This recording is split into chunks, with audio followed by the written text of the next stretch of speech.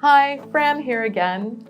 Earlier I was doing some recordings for you on top tips of leadership lessons I've learned and some coaching things, and another idea came to my mind, so I thought I would share these. These are my top 6 life lessons that I have learned just across the 5 decades of my life, 5 plus nearly 6. So here they go. The first one is something that I'm going to start with instead of end with this time because it's probably the most important. Maybe the most important, but it's about my own ego. I have discovered that I have a big ego. My ego likes to be right. My ego likes to be perfect.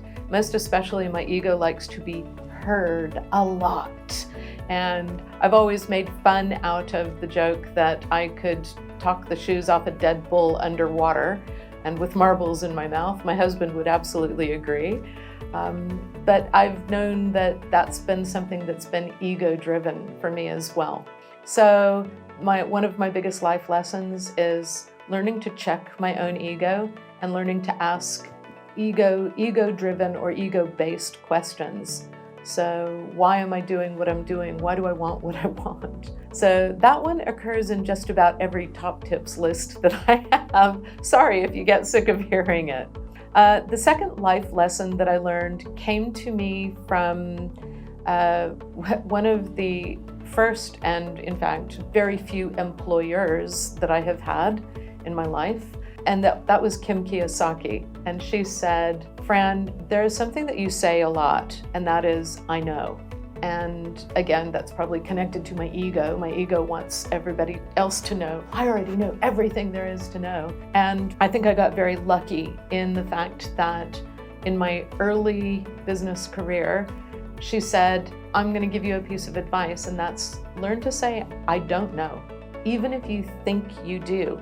Sometimes I don't know is going to give you far more information than you could have ever gotten by reading or being around other people. Just learn to keep your knowledge to yourself occasionally and say, I don't know instead. It's amazing what you'll learn from other people who are willing to share their wisdom in a space where they might think they're helping you because they're giving you something that you don't know. And I've often found that to be the case. It has opened a great many doors for me. So thank you, Kim and Robert.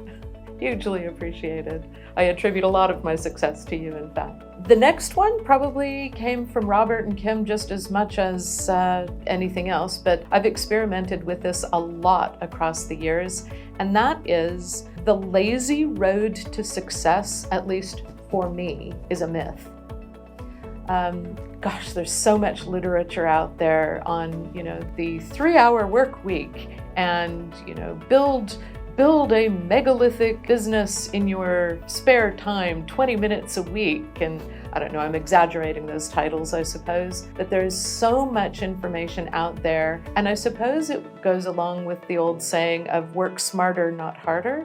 I get. There are lots of things that I've discovered that I do that are not the most economical way of doing something. But what I've also discovered is that for me, it has been a myth that I could not put in everything to the things that I want. And maybe it's because I've got gigantic goals and I don't ever intend on retiring, as most people would see retirement. I will always be doing things like this. I may change the shape and the way that I do them, but I'm always going to be choosing to spend my time creating things that add value. And I believe that it's through that I have made the money that I've made and created the businesses that I've created. Yeah, so the concept of doing it all in your spare time, or the lazy man's approach to something, for me anyway, has been a myth. And I would question those people out there who have created things in the way that their books and their online presences represent. I suspect they did a lot of hard yards. So yeah, is there a short path to success? I don't know. I think the lazy man's way is still a myth. Anyway, on to number 4. For me, that is always be ready and flexible enough to reinvent yourself completely. I have 4 businesses, and one of them, most especially being in the hospitality industry, was dramatically affected by COVID, and the entire business had to re-engineer to be able to deliver and stay afloat in a different way, because we were no longer a walk by, open up the door, people come in and get services from us. And so we really had to flex and reinvent. And through that, we actually found lots of holes in how our business was operating, and it gave us ways to streamline and be better at. And our profit margins went way up, which was, yay, a life-saving thing for that business. It also put us in a better position to be able to sell that business, because we were operating it as though we were always going to be in it. So it gave us a lot of gifts. Number 5, this one is really key and something I'm still working on. I still have a tendency to be a bit guilty of this, and that is learn not to hang on to things that aren't working for too long. There's, again, a fine line between giving things an opportunity to work. So you have to stick out things long enough for them to bear fruit or to deliver what you need them to deliver.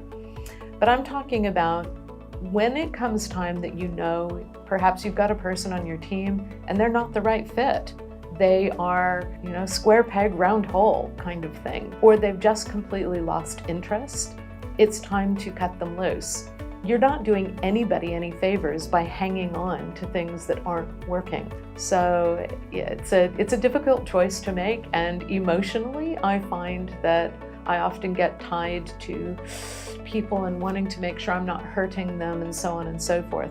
But I've also discovered that hanging on too long doesn't do anybody any favors. The final lesson that I have to share with you is, again, another challenge that I continually work on, and it's the lesson of forgiveness. I think one of the things that's given me the greatest amount of success and the ability to move forward, to move on with things in my life, is to forgive people for doing things that were not pleasant or not right. And it doesn't mean that I forget, and it doesn't mean that I have to continue in the same pattern or the same path with them.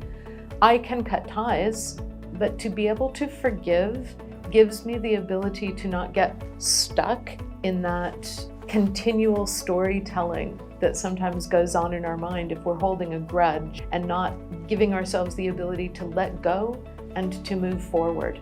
It's not an easy lesson, and something that I still find myself checking into. Why am I telling this story again and again and again?